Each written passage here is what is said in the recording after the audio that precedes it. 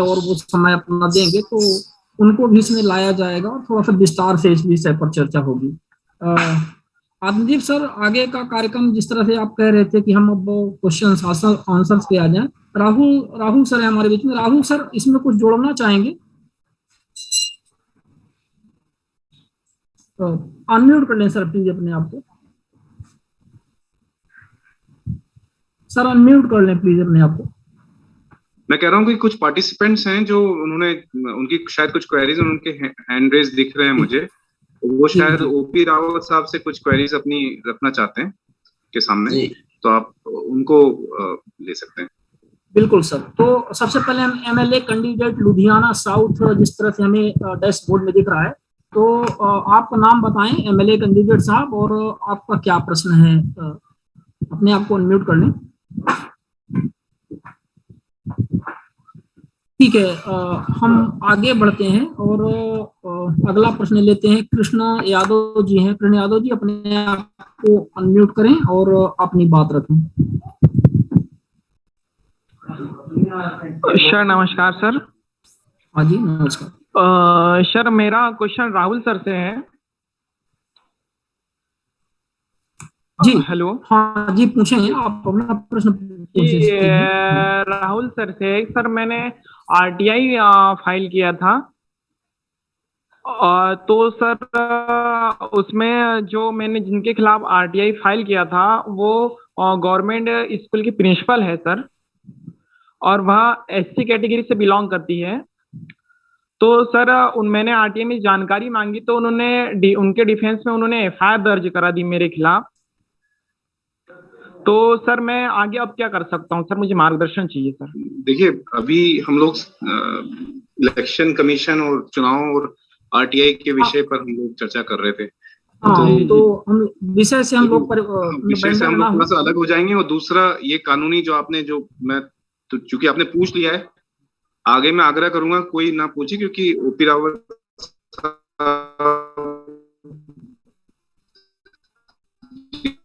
जिनके जो क्वेरीज हैं वो आप लोग कर लीजिए, क्योंकि आपने सवाल पूछ लिया। लेकिन मैं आपको छोटा सा इसका रिप्लाई दिया है। आपके खिलाफ केस दर्ज हुआ है, तो आपको कानूनी प्रक्रिया के तहत ही इसमें आगे बढ़ना देना नहीं है। उसका मतलब आरटीआई के तहत केस दर्ज नहीं किया गया है। आपको इसलिए दर्ज नहीं किया गया कि उसमें ये कंप्लेंट में ये नहीं लिखा है कि आपने आरटीआई दायर की है। कंप्लेंट में तो आपके ऊपर SC/ST एट्रोसिटीज के तहत किया गया है ना। जी सर। तो बस आपको उसी लीगल प्रोविजंस के तहत आपको इसमें आगे बढ़ना चाहिए। जी सर। ठीक है, thank you. Okay, thank you. ठीक है, सुरेंद्र जैन जी हैं हमारे जोधपुर से। सुरेंद्र जैन साहब, प्लीज अपने आप को अनम्यूट करके अपनी बात पूछिए। सर नमस्कार रावत साहब को और सभी को। मेरा क्वेश्चन था कि आज इलेक्शंस होते हैं, इलेक्शन के बाद में जो एमएलए वगैरह जीत जाते हैं, उसके बाद में सरकार का गठन हो जाता है। गठन होने के बाद में 15 एमएलए एक बार पार्टी छोड़ के दूसरी पार्टी में ज्वाइन कर लेते हैं और वहां से फिर वापस चुन लिए जाते हैं, उसका मिनिस्ट्री मिल जाती है। तो वो पैसा जनता पे भार पड़ रहा है। मतलब जो इलेक्शन बाई इलेक्शन पहले जीते, फिर वापस उन्होंने रिजाइन दिया, फिर दूसरी। इसके लिए कुछ सुझाव है। मेरा एक विचार है कि इसमें कुछ सुधार होना चाहिए कि जो चुनाव पहले लड़ लिया, या तो वो एक बार जीत जाता है तो वो रिजाइन देता है, तो वापस चुनाव नहीं लड़ पाएगा 5 साल, या चुनाव लड़ रहा है तो वो जितना खर्चा हुआ है राज्य सरकार का चुनाव के, तो वो पैसे राज्य सरकार में जमा कराए उस कॉन्स्टेंसी से जो खड़ा हुआ था। तो उससे क्या होगा सर कि जो पार्टियों में इधर उधर होना,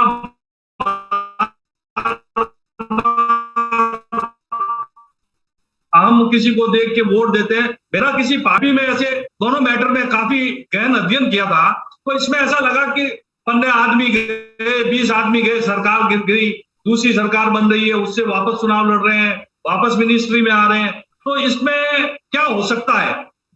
आपकी चिंता बहुत वाजिब है, लेकिन इलेक्शन कमीशन इसमें कुछ नहीं कर सकेगा, क्योंकि संविधान ये कहता है कि there shall be an election commission to provide superintendence, direction and control for conduct of elections and maintenance of electoral roll।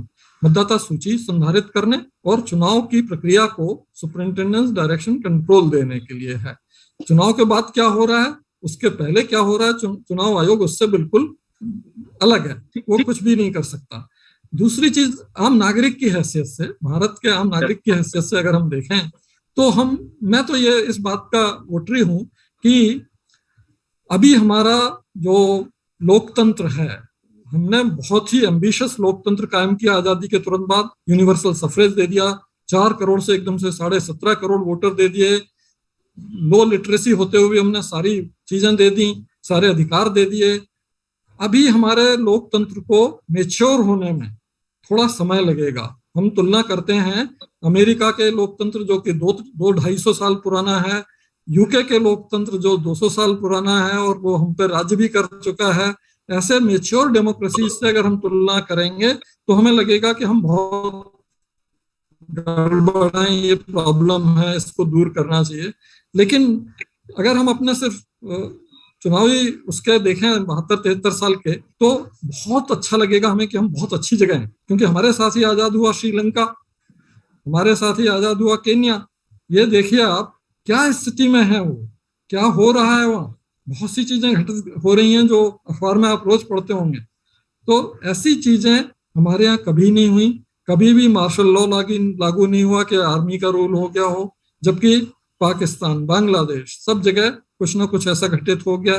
तो हमें बड़ा संतोष है कि तरह तरह की डाइवर्सिटी, तरह तरह की प्लूरलिटी, तरह तरह की चुनौतियां, सैकड़ों भाषाएं, ये सब होते हुए भी हमारे फाउंडिंग फादर्स ने सारी चीजों को आयरन आउट करते हुए हमें एक ऐसा लोकतंत्र बना के दिया जो पटरियों पर सतत चलता जा रहा है और आगे ही बढ़ता जा रहा है, पासिंग मार्क्स से ज्यादा ले रहा है वो। ये समस्याएं धीरे धीरे दूर होंगी इंट्रा पार्टी डेमोक्रेसी जब आएगी, पार्टी के अंदर डेमोक्रेसी आ जाएगी कि हर छोटे से छोटे प्रतिनिधि की बात सुनी जाएगी, उसे तवज्जो मिलेगी। अभी क्या होता है कि वो एमएलए कहते हैं भाई हम 15 हैं, हमारे हिस्से में इतना आना चाहिए। जो नेता होता है, चीफ मिनिस्टर या टॉप लीडर, वो कहता है नहीं तुम्हें कुछ नहीं देंगे, हम अपने ही गुट को सब देंगे। ऐसे में उनके पास कोई विकल्प नहीं रहता कि भाई हम लोग सब मिलजुल के पार्टी के रूप में ये लेके आए हैं, अब आप हमें डिनाई कर रहे हो, हमारा जो वाजिब हक है वो भी नहीं दे रहे हो। तो ये प्रोसेसेस तब तक चलते रहेंगे जब तक इंट्रा पार्टी डेमोक्रेसी मैच्योर नहीं होगी। सब लोग ये नहीं सोचेंगे कि इसमें सबका स्टेक है और सबने मिलजुल के जो जीत हासिल की है उसके जो फ्रूट्स हैं वो भी इक्विटेबली सब में डिस्ट्रीब्यूट हो, सबका हक बनता है। तो मुझे लगता है हमें संतोष और धीरज रखना चाहिए, ये धीरे धीरे होगा, आपकी चिंता जरूर दूर होगी। सर मेरा एक छोटा सा क्वेश्चन है कि ये चिंता जरूर है, पर ये अब तेजी से बढ़ रहा है, ये ग्राफ तेजी से बढ़ रहा है। अभी 2-3 स्टेटों में हुआ, फिर अलग और स्टेट में होते हैं, फिर बाड़ेबंदी होती है। तो इससे क्या हुआ, लोकतंत्र में जो जनता ने चुन के भेजे लोगों को, तो वो से ब्लैकमेलिंग टाइप हो गया। वो अपने सीट पे बैठ के बचाने के लिए सब कुछ कर रहे हैं, जो इधर जा रहे हैं उधर जा रहे हैं। तो ये जनता का पैसा जो खराब हो रहा है उसको रोकने के लिए मेरा तो सुझाव है। बाकी जो लोकतंत्र आप लोगों के वजह से अच्छा चल रहा है, आप लोग इलेक्शन अच्छी तरह से करा रहे हैं, मैनेज कर रहे हैं, ये एक भारत में बहुत अच्छी चीज है। पर अब ये जो बदलाव आ रहे हैं तो उसके लिए मेरा आपसे आप जनता में भरोसा रखिए। हमारी जनता इतनी मैच्योर हो चुकी है कि एक ही पोलिंग स्टेशन में 2 इलेक्ट्रॉनिक वोटिंग मशीन में इस तरह से वोट उसने दिया कि एक वोटिंग मशीन से बीजू जनता दल को 2/3 मेजोरिटी मिल गई राज्य में, दूसरी वोटिंग मशीन से लोकसभा में बीजेपी को 2/3 से ज्यादा सीट मिल गई। तो बहुत ज्यादा एनलाइटेंड है वोटर, पढ़ा लिखा हो या ना हो, लेकिन बहुत अच्छी तरह से अपनी चॉइस व्यक्त कर सकता है और आगे भी इन चीजों पे करेगा। सर वो कर सकता है, पर जब चुन के चले जाते हैं उसके बाद में जो हो रहा है, मेरा ये सवाल था, वो आपके लेवल का नहीं है, पर एक बात में जो पैसा अनावश्यक रूप से जो बाकियों का खर्च हो रहा है, टैक्स पेयर का खर्च हो रहा है, हम राइट टू इंफॉर्मेशन में काम करते हैं, इससे थोड़ा हमारा ग्रीवेंसेस रहता है कि चुन तो दिया हमने, चुनने के बाद में उसने पार्टी छोड़ के दूसरी पार्टी ज्वाइन कर ली, तो ये मेरा एक बहुत बड़ा मतलब लग रहा है मेरे को आने। बच्चा जब बड़ा होगा कई बार गिरेगा नहीं तो सीखेगा कैसे, तो गिरेगा तो चोट लगेगी, उसके इलाज में खर्चा होगा ही। नहीं नहीं सर, वो बात सही है, गिरेगा उठेगा वापस चलेगा, पर अपन लोग जो है जागरूकता की कमी, पढ़े लिखे सब वोट देते हैं, उसके बाद वो वापस खड़ा होता है तो उसी को दूसरी पार्टी उसी को वापस फिर जिता के ले आते हैं। तो ये चीजें थोड़ी हो रही है, वो थोड़ा सा गलत हो रही है मेरे हिसाब से। वो बाकी हो सकता है आप सिर्फ धीरज रखिए, सब सही होगा, धीरज रखिए। Thank you sir, thank you, thank you. देखिए, धन्यवाद। नोट किया होगा आदरणीय राव साहब ने एक बहुत महत्वपूर्ण मुद्दे की तरफ इंगित किया है, हम सबका ध्यान खींचा है, वो है भारत के राजनीतिक दलों में आंतरिक लोकतंत्र की स्थिति। हम देश में लोकतांत्रिक व्यवस्था, चुनाव व्यवस्था के बारे में तो बात कर रहे हैं, लेकिन जो राजनीतिक दल जिनके नेतृत्व में सारा सरकारी अमला काम करता है, नीति निर्धारक जो देश के, हमारे देश की जनता, उन दलों में खुद के अंदर घर में डेमोक्रेसी की क्या स्थिति है। आप किसी भी बड़े राजनीतिक दल को देखिए, संगठन चुनाव के नाम पे सिर्फ खानापूरी होती है, वास्तविक चुनाव नहीं होते हैं। ऊपर से नाम तय हो जाते हैं, यहाँ ये प्रदेश अध्यक्ष बनेगा, ये मुख्यमंत्री बनेगा, और पार्टी की या विधायक दल की बैठक बुला के उस नाम पे टप्पा लगवाते हैं।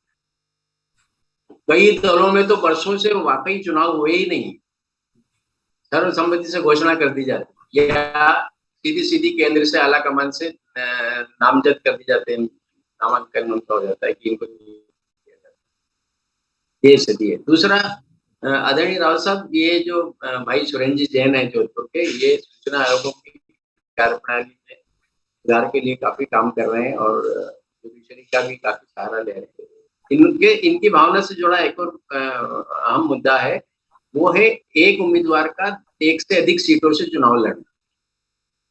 जैसे राहुल गांधी और ऐसे और भी लोग अभी अमेठी से भी लड़े और वायनाड से भी, केरल से, एक सीट से जीते, दूसरी से तो वो हार गए। लेकिन अगर दोनों सीट से जो ऐसे आदमी जीते हैं तो एक से इस्तीफा देते हैं, वहां फिर चुनाव होता है 6 महीने बाद, उसका सारा खर्चे का भार भी कुल मिला के जनता पे आता है। तो इस बारे में क्या चुनाव आयोग के स्तर पे भी कोई पहल हो सकती है या कुछ? जरूर हुई है। पहले तो कितनी भी क्षेत्र से आदमी लड़ सकता था, लेकिन चुनाव आयोग की पहल पर और राजनीतिक दलों की सहमति से लेट 90s में इसे सीमित कर दिया गया कि दो से ज्यादा नहीं कोई लड़ सकता। तो उसके परिणाम अच्छे आए कि अब 2 से अधिक में कोई नहीं लड़ सकता। 2 के लिए भी इलेक्शन कमीशन का सुझाव ये अभी पेंडिंग है, विचाराधीन है, जिसमें इलेक्शन कमीशन ने ये कहा है कि 2 विकल्प होना चाहिए। 2 से जब लड़ते हैं और दोनों से जीत जाते हैं तो पहला विकल्प यह होना चाहिए कि आप इस्तीफा जहां से देते हैं वहां जो हारा हुआ कैंडिडेट है उसे निर्वाचित घोषित कर दिया जाए, ताकि आप झिझकें, क्योंकि आपका अपोनेंट जीत रहा है, उसको जीता हुआ माना जा रहा है, तो आपको डर लगे और आप 2 से ना लड़ें आगे चल के। या फिर दूसरा ये है कि जहां से आप इस्तीफा दें वहां का पूरा चुनाव का खर्चा आपसे वसूल किया जाए, ताकि जो नया चुनाव वहां कराना पड़ रहा है उसका भार जो है पब्लिक एक्सचेकर पे ना आए। ये दोनों सुझाव दिए हैं, लेकिन ये दोनों सुझाव अभी विचाराधीन है, अभी इस पे कुछ पहल हुई नहीं है। मुझे ये लगता है, जो पॉलिटिकल लीडर्स ने मुझे कॉन्फिडेंस में बताया है, वो ये बताया है कि सब जो सर्वमान्य लीडर होता है, जो ईमानदार कोशिश करने वाला होता है, उसको ये खतरा हमेशा बना रहता है कि जो विघ्न संतोषी तत्व पॉलिटिकल पार्टीज में हैं, वो एक कंस्टिट्यूएंसी को प्रभावित करने के लिए थोड़े से रिसोर्सेज से भी उस आदमी को नॉमिनेशन रिजेक्ट करवा दें, कहीं कुछ और करवा दें, और वो बेचारा उससे हट जाए तो देश का भी बहुत बड़ा नुकसान होगा, क्योंकि सर्वमान्य नेता जो है वो सीन से हट गया। तो ऐसे में 2 से तो बना रहने देना चाहिए। और इसमें अगर चुनाव खर्च मांगेंगे तो वो मुश्किल है, क्योंकि चुनाव खर्च जो है वैसे अपने सबसे कम है विश्व में। हमारा चुनाव खर्चा जो इलेक्शन कमीशन का होता है वो मिनिमम है $1 प्रति वोट, जबकि पाकिस्तान, केनिया, इन सब में $1.5, $1.76 और कुछ जगह तो $25 प्रति वोट खर्चा होता है, कि 20 लाख वोटर होते हैं लोकसभा के, उसमें $1 के हिसाब से $20 लाख हो जाएंगे। $20 लाख 80 के लगभग डॉलर चल रहा है, तो कितना राशि हो जाएगा वो कोई भी आदमी अफोर्ड नहीं कर सकता, और वो उसे व्हाइट मनी के रूप में देना होगा तो और भी मुश्किल है। तो इस हिसाब से ये चीज संभव नहीं दिख रही है, इसलिए इसको अभी विचार ही हम कर रहे हैं। आदरणीय राव साहब, एक और बहुत बड़ी विसंगति हमारे देश के परिदृश्य में देखने में आती है। कई राज्यों ने पंच, सरपंच, जनपद अध्यक्ष वगैरह के लिए भी, यानी पंचायत राज संस्थाओं में जो पद हैं उनमें जो लोग चुने जाएंगे, उम्मीदवार बनेंगे, उनके लिए न्यूनतम शैक्षिक योग्यता निर्धारित की है। हालांकि कुछ राज्यों को बोर्ड के आदेश पे, जैसे राजस्थान है, वो वापस भी लेना पड़ा, पर अभी भी कई जगह लागू है कि सरपंच कम से कम मैट्रिक या मिडिल या इतना पढ़ा लिखा होना चाहिए, कोई फर्क। लेकिन जो देश की राज्यों की बड़ी नीति निर्धारक संस्थाएं हैं, विधानसभा, लोकसभा, राज्यसभा, इनके लिए कोई न्यूनतम, उम्मीदवारों के लिए कोई न्यूनतम योग्यता निर्धारित नहीं। क्या ये स्थिति ठीक है? मुझे ये लगता है कि ये एक बहुत मिसप्लेस्ड प्रिजम्पशन है कि सिर्फ 10वीं पास, 12वीं पास, बीए पास लोग ही इंटेलिजेंट होते हैं और अच्छा काम कर सकते हैं और कानून बनाने में अच्छा योगदान दे सकते हैं। मेरा अपने पूरे सर्विस काल का अनुभव है, कई ऐसे मिनिस्टर्स के साथ मैंने काम किया है जो लगभग इलिटरेट थे और दस्तखत भी बड़ी मुश्किल से कर पाते थे, लेकिन जब भी कभी मौका आया कि कोई बहुत ही पेचीदा प्रश्न पर राय देना है, उस पर फैसला करना है, तो मैंने देखा कि बड़े से बड़े पढ़े लिखे लोगों के प्रेजुडिसेस से ऊपर उठकर उन्होंने ऐसे फैसले दिए जो मिसाल बन गए। तो इसलिए मुझे लगता है कि कॉमन सेंस जो है वो बहुत बड़ी चीज है। उनका जो अनुभव आधारित कॉमन सेंस होता है वो जनहित में, देश हित में बड़े से बड़े फैसले करने से उन्हें रोक नहीं पाता है और वो कर लेते हैं। जो भी परेशानी होती है वो होती है इस पढ़ाई का अभाव उन्हें कुछ चक्रव्यूहों में फंसा देता है, क्योंकि पढ़े लिखे लोग जो है वो षड्यंत्र करने में कभी कभी लग जाते हैं और ऐसे लोग उसमें फंस सकते हैं। वो उनको व्यक्तिगत नुकसान है, देश का कोई नुकसान नहीं है, जनहित का कोई नुकसान नहीं है। तो इस दिशा में वो खुद सोचें, पढ़ लिख लें, अगर बन गए एमएलए और एमपी तो थोड़ा लिटरेट हो जाएं, पढ़ लें और अपने को बचा लें, लेकिन देश का कोई प्रॉब्लम नहीं है इलिटरेट आदमी को वहां आने से। सर, आपसे जुड़ा एक किस्सा है, हमको एक अपेक्स बैंक के एक एमडी सुना रहे थे, आप उनके विभाग के कह रहे हैं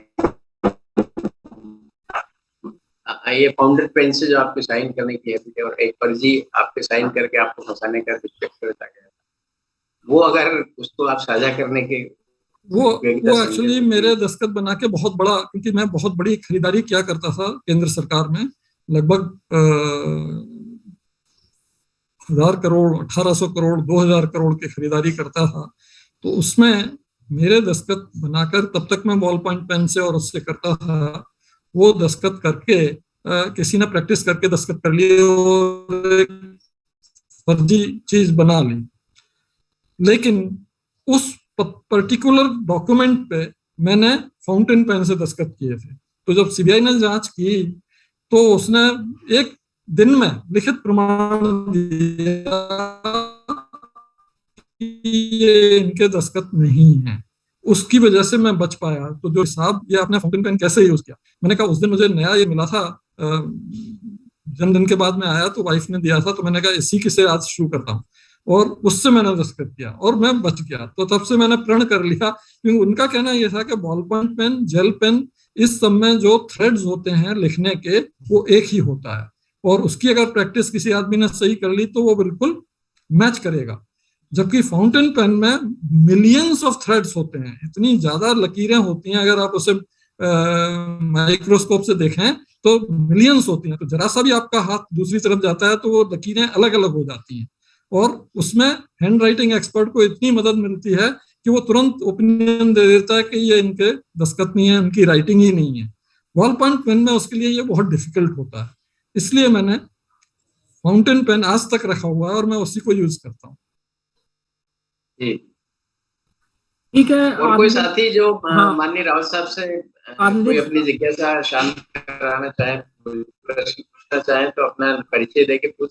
आदरणीय सर, यहाँ पर थोड़ा सा ध्यान आकर्षण आपका करना चाहूंगा। हमारे बीच में आदरणीय प्रवीण पटेल जी भी हैं, फोरम फॉर फास्ट जस्टिस के, तो मैं उनसे आग्रह करूंगा कि वो 5 मिनट अपने विचार रखें। Praveen sir please unmute yourself और अपना वीडियो भी ऑन कर लें। सभी साथियों को नमस्कार। I think I am audible? Yes. Yeah, okay. सबसे पहली बात तो मैं सबसे क्षमा चाहूंगा, लेट हुआ